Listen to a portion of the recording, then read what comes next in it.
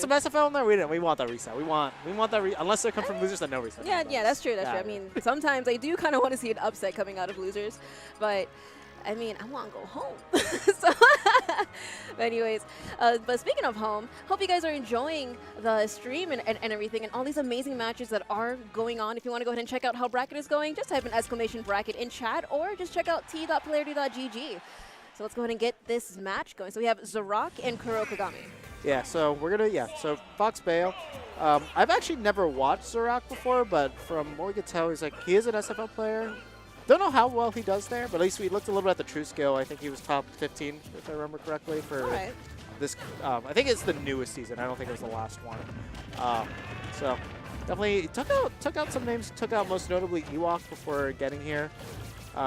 Kuro had an interesting bracket run, whereas he did not end up running into the top seeds he was supposed to play. Day ended up getting knocked out pretty early, and then he ended up having to play against Bloney, and he ended up beating him. So that's how Kuro got here. Oh, wow. But in that, we are headways into this match here, and wait, are they actually started? Yes, they actually started. Yes. Wait, I could have sworn they started with a button check. No, what? I thought it was a button check. No, that was definitely a button check at that first. That wasn't a button check, all right? That was an intimidation check. Okay.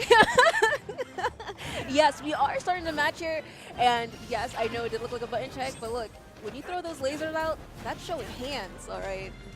But I have never seen anybody button check to a match, so this is very interesting, but it is Kurokagami playing here. Yeah, it is Kurokagami. He is unorthodox himself. He definitely likes doing some wacky things every now and then, for sure. Exactly.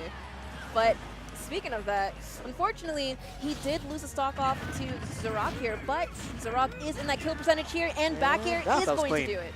Yeah, so definitely one of the signature things about Kuro.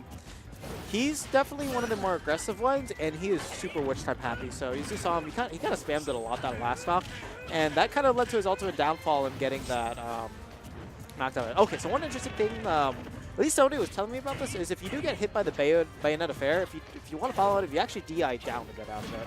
So definitely some knowledge you guys need to know. They were fighting against Bayonetta. Yeah, and that does kind of make sense, because doesn't her fair kind of send her up on hit? Yeah, she kind of pops up a little bit. That's a dead Fox. Bayo thinks. Bayo thinks. And unfortunately, Fox is victim to those things. Yeah. And Kurokagami taking game one pretty swiftly, and even with that little brief button check, that's all they needed. Yeah, pretty confusingly too. Like I was, like, I saw the button check, and then I was just waiting for the match to end, and then they were just playing. I was like, I know somebody got a % lead out of nowhere. This isn't protocol. All right. So here we are, Wily Castle. Now this stage, it's really interesting again how this is starting off. Yeah. But it's really, I find it very peculiar on why Zurak picks an FD style stage, especially going against Bayo. I would think you would want platforms to just have control over her approach game. Honestly, I feel like Fox may, I mean, I don't know for sure since I don't play these two characters, but I feel like Fox actually might be one of the characters that does better with Bayonetta going into tri-platforms. Of course, the one thing that he may not want is to get carried off the top from one of those platforms. But the thing is, I feel like he have a much easier time catching her landings as well.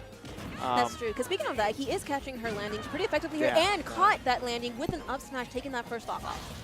Yeah, so definitely the good thing about FD2 is, actually one thing I didn't consider, so since Fox is a fast faller, if he does air dodge through one of her combos and falls to the ground, he will hit the ground before Bayo does, and he should be able to respond properly to anything.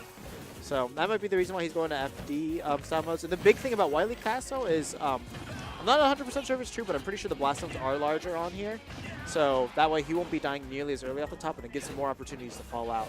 So definitely an important thing for him to go over here versus FD.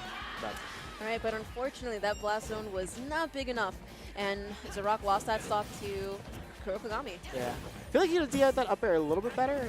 I think he could have gotten a little bit more horizontal, but ooh, right now, okay, good. That's a good string right there. I thought he was gonna try to go for a fair footstool there, but I think Bayonetta will lift it no matter what. Yeah, definitely. Here is Zurak catching. I love how he's able to catch up a lot of aerial options off of Bayo, and again there, just having a lot of aerial control against Kurokagami, and Kurokagami seems to get him when he does the potion off, and wow! That with it came in so clutch for Kuro right now, but now There's no other percentage where you see all the disgusting things happen. Yeah, that's true. Because usually when a Bayo is at that percentage, you see Witch Time kind of pop out a little bit more often. And especially Bats Within too, to try to get those kills, get those setups in. Yeah, I mean, at this point, I don't think we're going to see Kuro throw out any wild Witch Times unless he feels like he has a solid read. Oh, okay, there. Oh. If you have a Bats Within. Oh, then coming in so clutch for him again. Goes for the bullets. Oh, I thought he could just down-aired him. Great save from the fire, too. He literally picked up his aggressive option with the Witch Twist. Oh, man, that's a little bit late on that Witch Time challenge number 2. All right.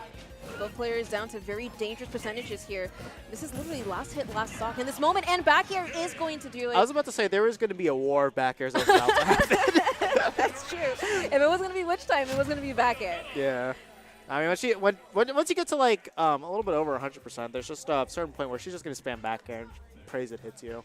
Definitely. And once it does it, yeah, you win. But yeah, but great stuff coming out from Kurokagami for sure. Yeah, for sure.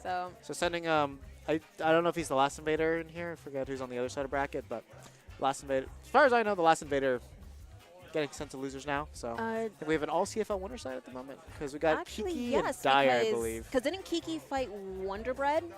Wait, Kiki Duffo? Oh, it's Kiki Duffo. Wait, Dyer enter or not? Oh, okay. So Dyer's okay. just chilling here. Okay. Okay, Dyer chilling. That's okay. okay. So it's actually All not. right. Won't be another Okay. Dyer Smackdown. And it's surprising to think that Utopian's in losers too. So